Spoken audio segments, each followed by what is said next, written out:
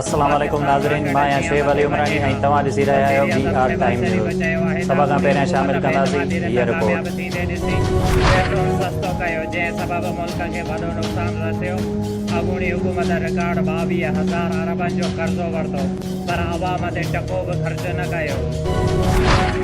नए माली साल जी बजट 10 जून ते क़ौमी असेंबलीअ में पेश थींदी। वज़ीर आज़म शहबाज़ शरीफ़ जी मंज़ूरीअ बैदि नोटिफिकेशन बि जारी। बजट तजवीज़ जी मंज़ूरीअ लाइ वफ़ाक़ी काबीना जो इजलास 10 जून ते तलब करण जी हिदायत। पंजाब जी वॾ वज़ारत लाइ हमज़ा शहबाज़ खे वोट कंदड़ 25 MPs खे इलेक्शन कमीशन डी-सीट करे छॾियो। सीटूं ख़ाली कराइण स्पीकर जो माणियल रेफरेंस मंज़ूरी बाक़ी मेंबर्स बाबति फ़ैसिलो इतफ़ाक़ी राय सां कयो वियो। फ़ैसिले में ॼाणायो वियो त PTI जे 25 नाराज़ मेंबर्स मुख़ालिफ़ उम्मीदवार खे वोट करे पार्टीअ खां बाग़ी थिया सननि रुकनियत ख़तमु करे सीटूं ख़ाली कराइण ॾिनियूं वञनि। इलेक्शन कमीशन जे फ़ैसिले सां पंजाब हुकूमत ते को बि असरु न पवंदो। PTI जा 25 मेंबर डी-सीट न आहिनि थिया पर इमरान ख़ान खे 25 जमातूं लॻियूं आहिनि।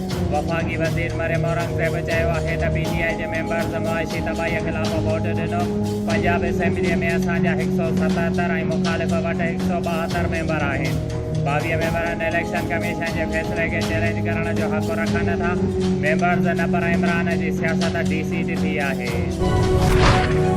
Peoples lawyers forum Sindh Allah Bachayo Soomro senior advocate supreme court Sindh जे सदर हैदराबाद डिवीज़न जे पीपल्स लॉयर्स जे बॉडीअ जो नोटिफिकेशन जारी करे छॾियो जंहिंमें सदर इसरार अहमद खानज़ादा, सीनियर नायब सदर शाहिद हुसैन चांडियो, नायब सदर सफदर अली खोखर, नायब सदर रेहाना गुज्जर, नायब सदर Basharat Hussain Memon, general secretary Arbab Azhar Hussain, deputy general secretary Zeeshan Ali Burdi, deputy general secretary Sanobar Iqbal Shaikh, information secretary Muhammad Yaqoob Thebo, deputy information secretary Munir Ahmed Galodo, deputy information secretary Ali Asghar, हाले board of finance secretary Jahangir, coordinator Ahmed Hussain Nagar, record secretary Allah Bakhsh Sahto Hyderabad division जे उहिदेदारनि जो नोटिफिकेशन कढियो वियो।